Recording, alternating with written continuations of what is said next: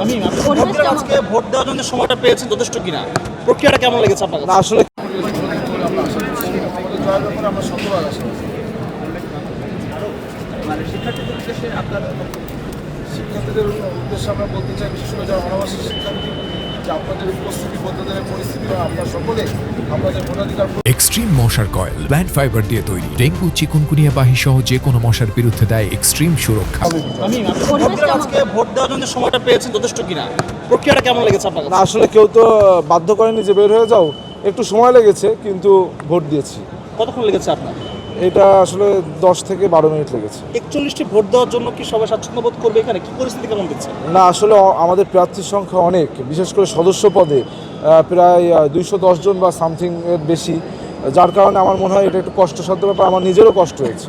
কেন্দ্র নিয়ে আপনি শঙ্কা প্রকাশ করেছিলেন যে কেন্দ্র যথেষ্ট না, সেটা কি আপনার মনে হয়েছে আজকে? আজকে ভোটের দিন, আজকে আর এসব বলে তো লাভ নেই, এগুলো পূর্বে বলেছি কিন্তু ব্যবস্থা নেওয়া হয়নি। Thank you.